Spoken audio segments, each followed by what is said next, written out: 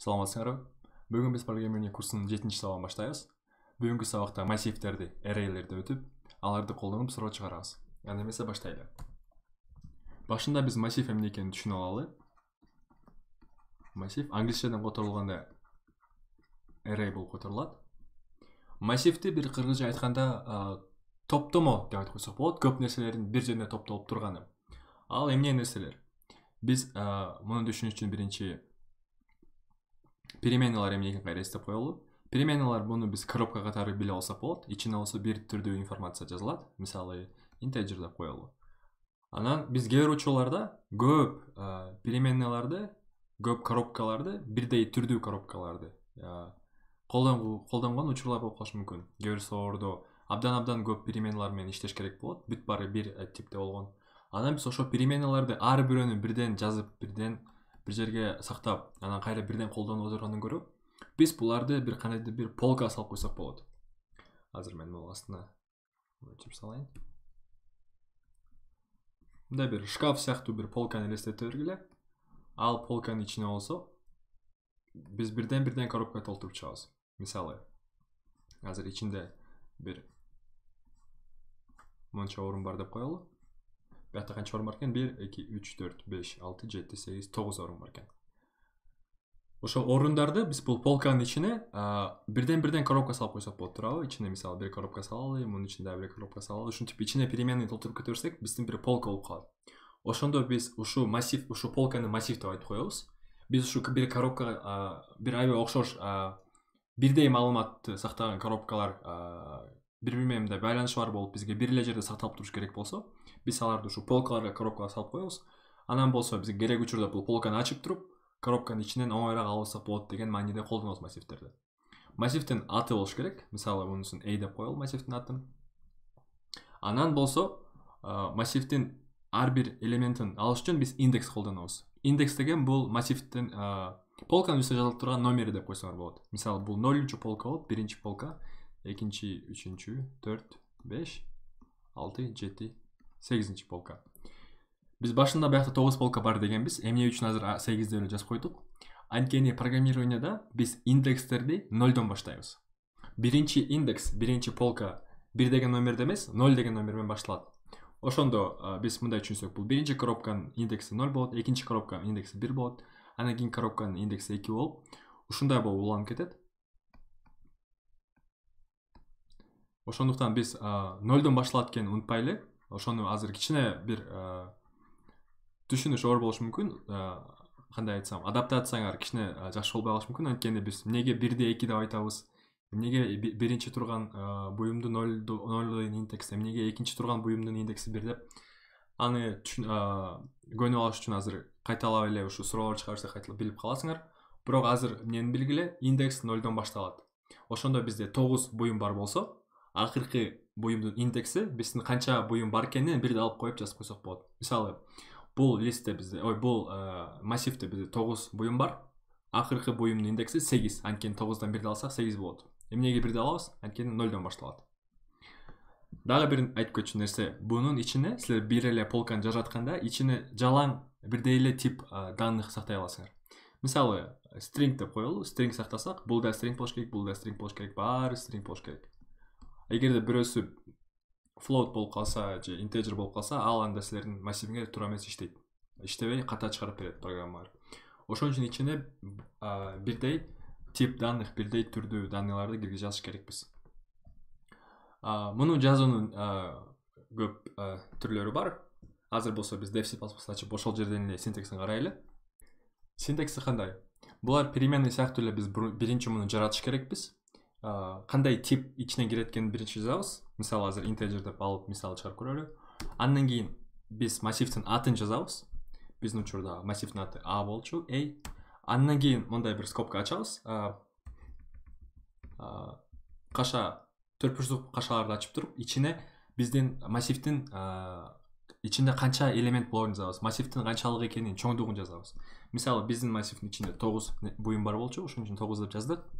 Андан кийин болсо, массивдин ичине толтуруш үчүн, массив толтуруш үчүн көп түрлөрү бар.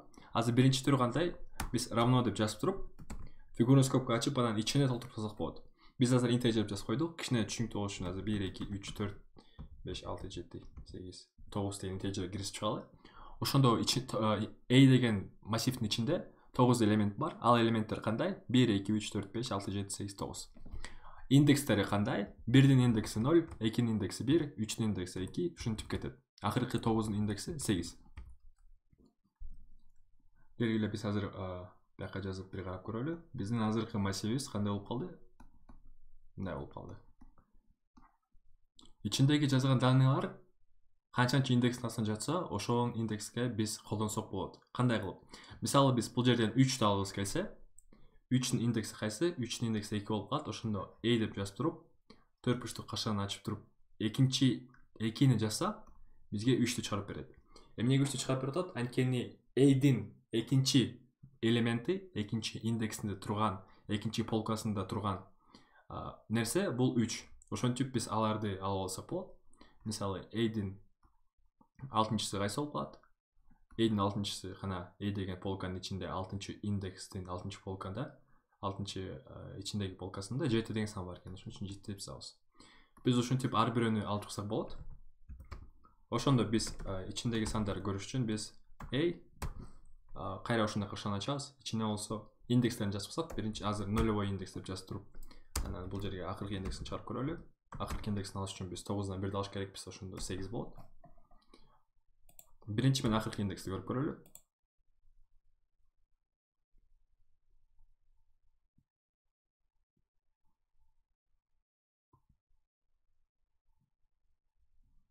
Бир анан 9 деп чыгарып берди. Биз ортосуна пробел койбой калган үчүн экөөнү чогуу чыгарып берип салды. Бирок биздин нулевой индексте, 0-чу индексте турган 1 болот, 8-чи индексте турган 9 болот.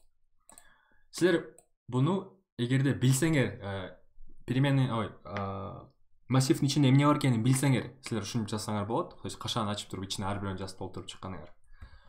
Эгерде силер переменныйды билбей, мен программам иштеп баштагандан кийин переменный кирем десе, биз муну өчүрүп туруп жөн эле жаратабыз массивди. Массивдин ичинде 9 нерсе бар деп. Андан кийин болсо, биз кодубуздун ичинде мынтип жазып койсок болот.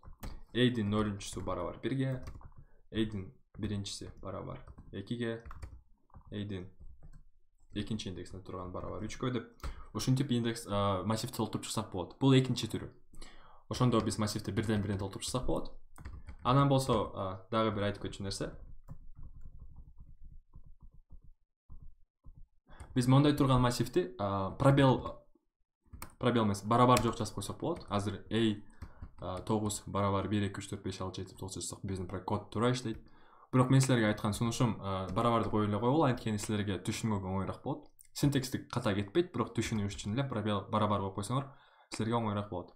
Дагы бир нерсе, силер эгерде силер барабарды коюп туруп, анан ичине массивиңерди белгилеп атсаңар, анда силер мояктын ичиндеги номерди жазбай эле койсоңор болот. Эгерде силер a-дин ичине эчтеке жазбай эле коюп туруп, андан кийин массивди киргизсеңер, программа автоматически ичинен эле канча нерсе бар экен, канча буюм бар экен деп туруп санап туруп, анан a-дин размерин ошого барабарлап коет. Эгерде биз a-дин размерин башында белгилебесек, анда a иштебейт. Бирок эгерде биз белгилебей туруп, анан эгерде массивдин өзүн берип койсок, анда ал өзү автоматически канча ичинде сан бар экенин белгилеп алат. Бирок эгерде силер жөн эле массивди бербей туруп, анан a-ди ушинтип жазып туруп иштетем десеңер, a иштебейт. Анткени a-дин ичинде эчтеке жок деп программа билип, силерге a-ди чыгарып бербейт. Кайра биз буну жазып туралы азыр. Бул жерге 9 деп коелу. Биз a-ди чыгарыш үчүн жөн эле cout a деп жазып койсок, туура эмес иштейт. Азыр иштетип көрсөтүп көрөйүн силерге эмне үчүн туура эмес болуп калганын. Бизге мондай чыгарып берди. 0x bit 4 fd 20 деп. Эмне үчүн ушуну чыгарып берди? Биз жөн эле a-ди чыгарып бер десек, биздин программа a деген массив экенин билип, кайсысын чыгарып бере албай, силерге a-дин компьютерде болгон адресин чыгарып берет, кай жерде турганын чыгарып берет.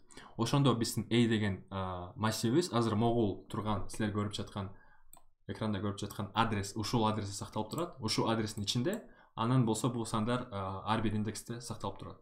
Ошондо силер a-ди чыгарыш үчүн жөн эле a деп жазып койсоңор да туура эмес иштейт. Силер a-ди бирден чыгарып туруш керексиңер. 0 деп, андан кийин a1 деп, Биз аны чыгарыш үчүн кантип оңоюраак жолун тапсак болот? Ал албетте цикл бар. Биз for циклын ачабыз.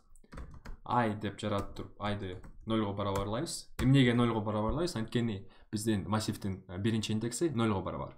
Андан кийин I кичине болсун 9дан биздин массивдин ичинде канча нерсе бар экенинен. Эмнеге жөн эле кичине жана барабар эмес? Анткени биздин ичинде 9 нерсе болгон үчүн биз 0дон баштаган үчүн 9га барабар болбой эле иштесе болот. Биздин акыркы элементибиздин индекси 8 болот. Ошондо 8ге чейин иштеп берсе биздин программа туура иштейт. Ошон үчүн бияка барабар койбойбуз азыр. 9га чейин иштеп берсе бизге жетет. Андан кийин I++ дейбиз. Андан болсо ичине cout деп эмне жазабыз? A'дин могу дөрпүштүк кашанын ичине I деп жазып коебуз. Башында I 0го барабар, ошондо A 0ду чыгарып берет. Андан кийин 1ге барабар болот, A 1ди чыгарып берет. Анан ушунда 2ни, 3тү баарын чыгарып берет. Биз бияка пробел коюп бир иштетип көрөлү.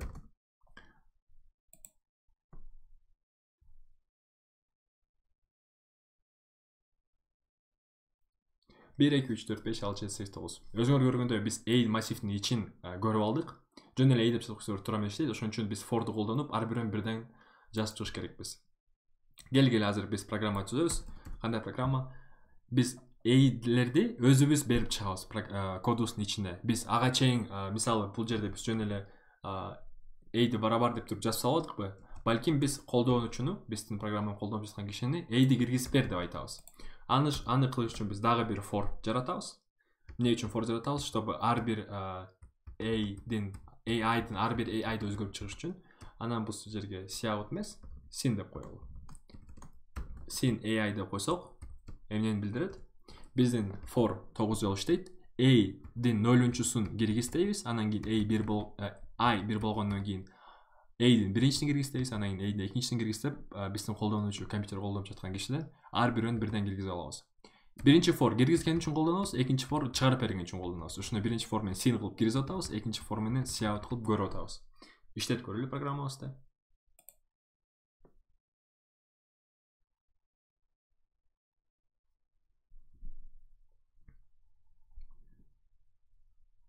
Мисалы 3, 5, 78, минус 12.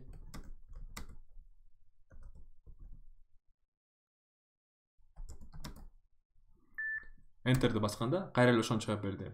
Ошондо биздин A азыр могуга барабар. Биз биринчи киргиздик, андан кийин болсо A'ди көрсөтсөк, ошону чыгарып берди. Биздин программа туура иштеп жатат. Силер түшүнгөндөй эле биз for'ду көп колдонобуз бул жерде. A'дин ар бирөөсүн өзгөртүп же ар бирөөсүн көрүп чыккан үчүн for колдонобуз.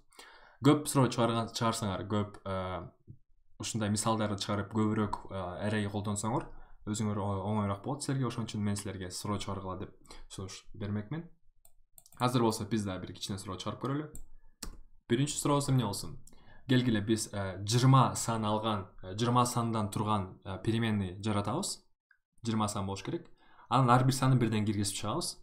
Анан биздин программа эмне кылсын? Биздин программа ошол массивдин ичинде канча позитивдүү сан, плюс сандар, канча негативдүү, канча минус сандар, андан кийин четный, анан нечетный сандар бар экенин чыгарып берсин, анан канча 0 бар экенин чыгарып берсин.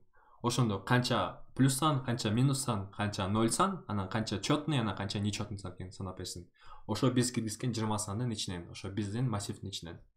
Аны жаратыш үчүн биринчи массив дейбиз. Массивдин атын биздин деп коелу, биздин массив. Ичине канча нерсе болот дедик? Ичине 20 нерсе болот. Андан кийин for ачабыз. For integer I барабар 0го. I 20дан кичирээк болсун, 20 жолу иштесин. Жана I бирден кошуп кете беребиз. Андан кийин болсо биздин массивдин I'ды киргизип берсин дейбиз. Ошондо sin барабар биздин массивди. Ушул код эмне кылат? Бул for деген ар бир 20 элементтин бирден алып алган формуласы. Андан кийин болсо биз кайра for'ду ачалы. Integer I барабар 0. I кичине 20дан. Жана I++. Бунусунан эмнеге текшеребиз? Биз ар бир I'ды бирден карап, биринчи позитивдүү экен же минус бекен же 0 бекен текшерели. Аны канчабыз? Эгерде if шарт беребиз, биздин I 0дон чоң болсо, анда биз эмне кылыш керекпиз? Биз аны позитивдүү санга алыш керекпиз. позитивдүү сан үчүн биз келе интежер жараткылы, позитивный деп 0го барабарлап баарын эле жаратып салалы, андан кийин негативный 0го барабарлап, андан кийин 0 өзү бар, анда 0го барабарлап коелу. Эмне үчүн 0го барабарлап атабыз? Анткени 0го барабарлап койсок, биздин программа өзүнүн ойдон келген санын коюп салып, анан ойдон келген санга 1ди кошсок, ал туура эмес болуп калат. Ошон үчүн биринчи 0дон баштайбыз. 0дон баштап анан 1 позитивдүү болуп калса, позитивдиге 1ди кошобуз, негативдүү болуп калса, негативдиге 1ди кошобуз, 0 болуп калса, 0го 1ди кошобуз. Андан кийин четный сандарды киргизип болду. 0, анан нечетный. Ал дагы 0го барабар болсун. Эгерде биздин саныбыз 0дон чоң болсо, анда ал кайсыга кирет? Позитивныйга плюс кылабыз. Эгерде башка шарт биздин переменный 0дон кичине болсо, анда кайсыга кирет? Ал деген негативныйга кирет. Негативный эмес дагы позитивный эмес болсо, ал эмне сан болуп саналат? Ал 0 болуп саналат ошондо. Эгерде үстүндөгү эки шарт туура эметсе, анда 0го 1ди кошобуз. Биз азыр позитивдүү экенин текшердик. Андан кийин дагы эмне текшериш керекпиз? Четный жана нечетный деп. Четный сандар кайсылар? Ал 2ге калдыксыз бөлүнгөн сандар. Нечетный деген кайсы сандар? 2ге бөлгөндө 1 калдык калып калыш керек. Ошондо 1 нечетный, 2 четный, 3 нечетный, 4 четный. Эгерде mod функциясын колдонобуз, mod формуласын. Биздин 2ге mod болуп, 2ге бөлүнүп, анан калдыгы 0 болсо, остатогу 0 болсо, демек ал эмне сан? Демек ал четный сан.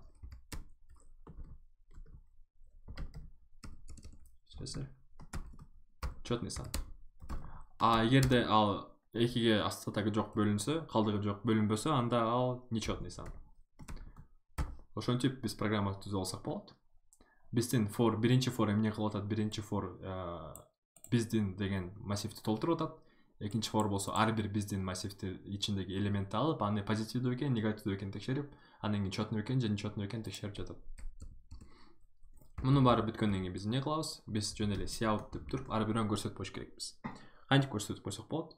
Келгиле бизге кичине түшүнүктүү болуш үчүн позитивный деп жазып туруп, бул жерге позитивный чыгарып коебуз. Андан кийин негативный деп жазып туруп, негативный чыгарып коебуз. Андан кийин 0 деп жазып туруп, 0го чейинге 0 дегенде пробел коюп коюп атам. Бизге жакшы көрүнүш үчүн силер да ошентип койсоңор болот. Андан кийин 0 чыгарабыз. Андан кийин четный деп туруп, четный чыгарабыз.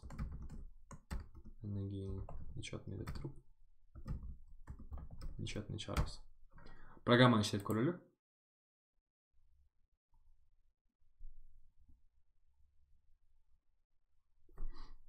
Азыр мен 20 санын толтуруп чыгам, рандомно. 3 минус 10 56 0 5 9 3 0 0 12.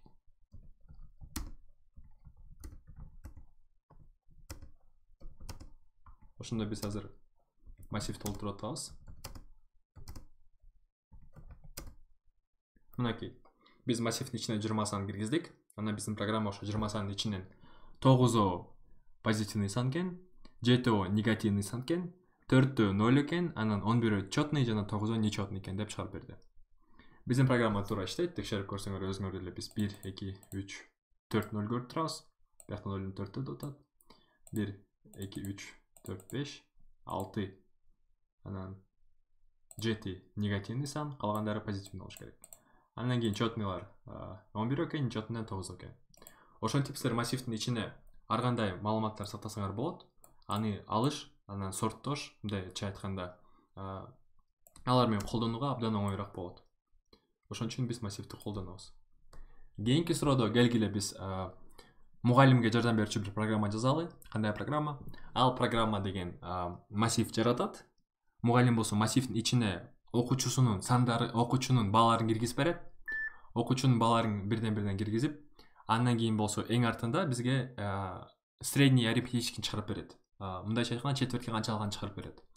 Мисалы, кандай иштейт? Средний арифметический average, англисче average деп коет. Ошону канча чыгарабыз?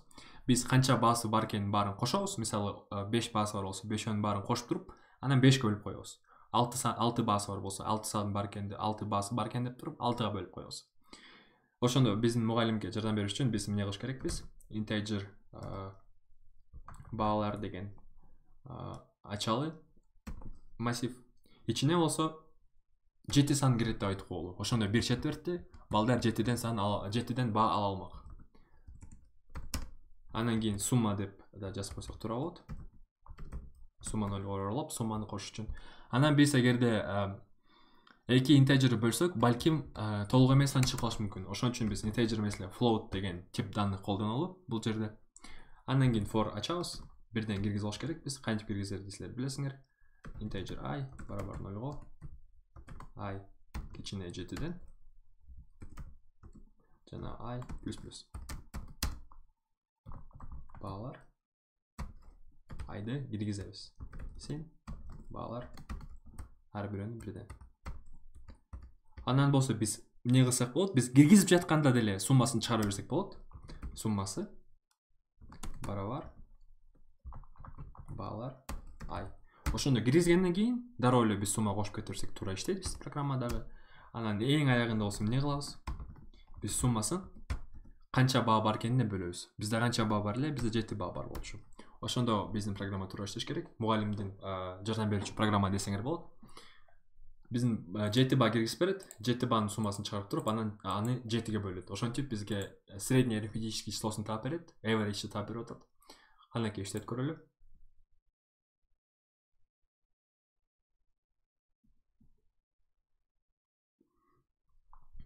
Мисалы, бааларыбыз кандай? 5 алган, анан 3 алган, 4 алыптыр, анан кайра 5 алыптыр, анан 3 алып, 5 алып, 5 алып туруп, анан эң аянда 2 алып калыптыр.